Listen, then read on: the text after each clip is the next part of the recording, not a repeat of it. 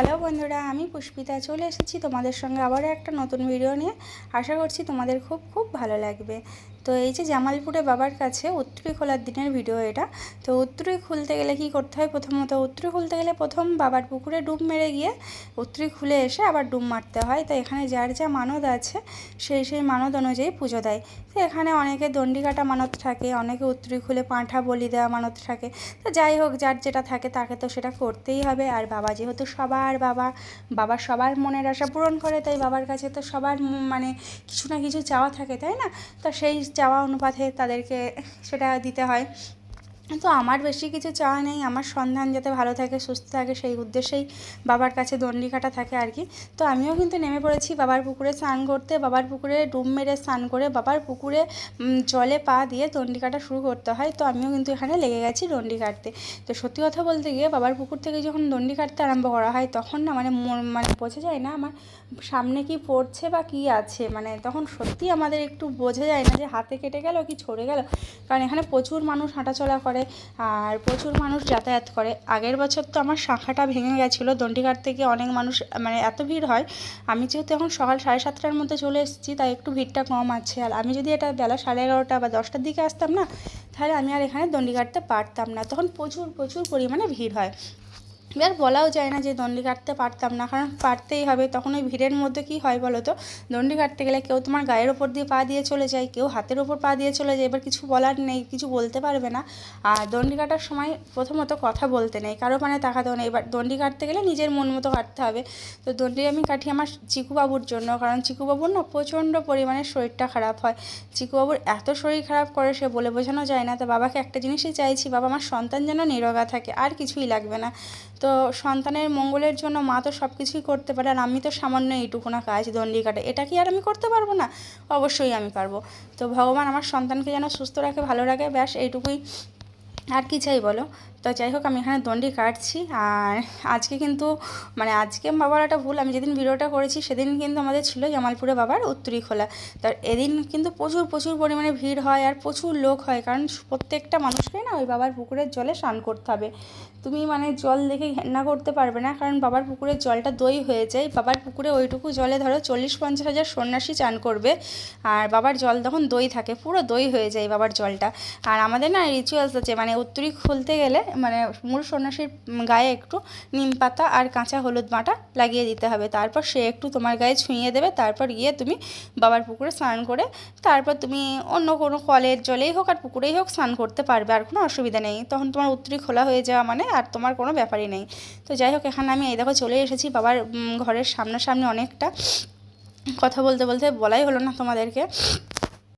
আর কি বলো তো বন্ধুরা, আমি তো কোন ছাড়, আমার থেকে কত বয়স্ক মানুষ জানো, কত মানে একদম দাদুদের বয়সের মানুষ, তারাও দেখছি এখানে দণ্ডি কাটছে। আমার তো সেগুলো দেখে সত্যিই খুব কষ্ট হচ্ছে। আর এমনকি আমি তো একটা দিন, শেষের দিন দণ্ডি কাটছে। অনেকে আবার কী করে জানো তো, মানে ওই 7 দিন আমি মানে বাবার পুজো দেবে, মানে প্রত্যেকটা দিন বাবার কামানের দিন থেকে, মানে যে প্রত্যেকটা দিনই অনেকে আবার দণ্ডি কাটে, আমি দেখেছি জানো তো। মানে যার যেরকম মানত থাকে তাকে সেরকম ধরো করতে হয়, কি করবে বলো? তো এই দেখো যে যেমন পারছে সে সেইখান দিয়ে কিন্তু শুয়ে মানে ঢুকে যাচ্ছে, কারণ তাছাড়া ভিড় হয়ে যাচ্ছে আস্তে আস্তে। তখন কিন্তু সকাল 7:30টা বাজে, তখনই এরকম পরিস্থিতি। আমার যখন দণ্ডি কেটে চান টান করে পুজো দেওয়া কমপ্লিট হলো, তারপর তো আমি আর মানে বেরোতে পারছি না, এতটা পরিমাণে ভিড় হয়ে গেছে। তো তোমাদের সকলকেই বলবো, প্রত্যেকে একবার চেষ্টা করো বাবার স্থানে জামালপুরে মানে এই পুজোর সময় একবার আসার, মেলা দেখতে। দেখবে কত সন্ন্যাসীতে মানে ভিড় হয়, আর কত মানে মেলা বসে, দোকান বসে, সত্যিই খুব ভালো লাগে দেখতে। আর আমাদের এটা বাবার পুকুর থেকে শুরু হয় দণ্ডি কাটাটা বাবার ঘর অবধি। তো বাবার পুকুরটা কিন্তু বেশ কাছে না, অনেকটা দূরেই, যে একবারে কাছে তা না। আর এই দেখো, অনেকে দেখেছো সকাল সকাল স্নান টান করে কিন্তু বাড়িও চলে যাচ্ছে পুজো টুজো দিয়ে। আমাদের আবার পুজোও দিতে হবে জানো তো, মানে দণ্ডি কাটার পর আবার বাবার পুকুরে স্নান টান করে পুজো দিয়ে তারপর আমরা বাড়ি যেতে পারবো। এবার অনেকে কী করে বলো তো, অনেকে আবার থেকে যায় যতক্ষণ না ফুল পড়ে, কারণ বাবার মাথায় আজকে ফুল পড়বে, তারপর আমরা সন্ন্যাসীরা জল খেতে পারবো। বাবার মাথায় যদি ফুল না পড়ে আমরা জলও খেতে পারবো না। এবার বাবার ফুল পড়তে অনেকটাই লেট হয়, অনেকটা বলতে কোনো কোনো বছর 4টেও বেজে যায়, কোনো কোনো বছর 4:30টেও বেজে যায়, কোনো কোনো বছর 5টাও বেজে যায় কিন্তু জানো তো। এবার সেটা নির্ভর করে সন্ন্যাসীদের ওপর। কেন বলো তো, সন্ন্যাসীরা যদি কোনো মানে বদমাইশি করে বা জল টল খেয়ে নেয় না, তাহলে ফুলটা পড়তেও কিন্তু অনেকটা দেরি হয়ে যায়। আর যদি সবাই নিষ্ঠাভাবে করে তাহলে কোনো অসুবিধা নেই। দেখো যেতে যেতে একটা মানুষের কিন্তু মনে হয় বেতে পা ঠেকলো, সে কিন্তু প্রণাম করে নিল। কারণ এই অবস্থায় আমরা যখন দণ্ডি কাটবো না, আমাদের বেতে যদি কারো পা ঠেকে বা আমাদের গায়ে যদি কারো পা ঠেকে না, তারা প্রণাম করে নেয়।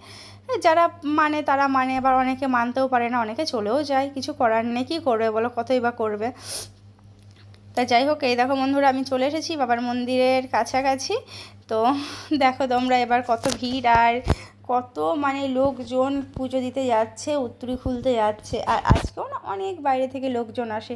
আর আজকে সব থেকে যেটা বড় বিষয় হলো সেটা হলো সবাই উত্তরী খুলে ফেলবে, খুলে ফেলার পরে ওখানেই রান্না বাড়া হয়, ওখানেই সবাই খাওয়া দাওয়া করবে, করে বাড়ি আসবে। বাড়ি এসে আর কোনো ব্যাপার নেই, যে যার মতো সে তার মতো সংসারী মানুষ হয়ে যাবে।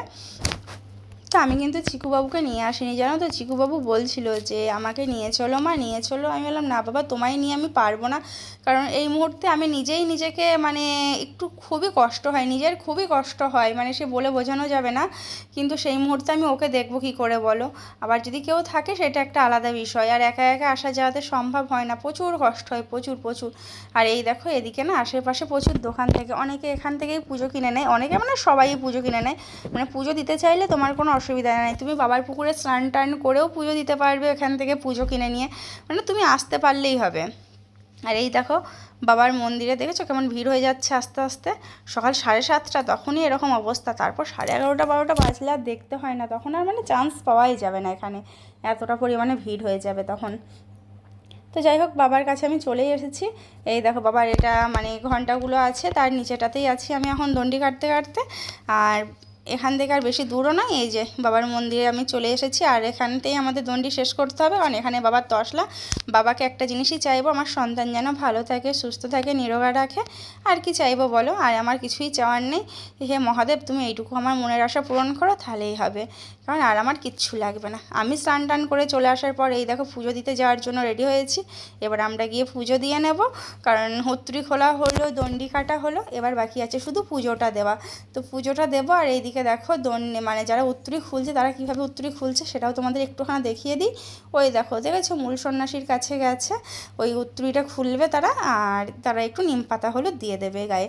টাটা বন্ধুরা, সবাই ভালো থেকো, আর please please please like comment share করে দিও ভিডিওটা।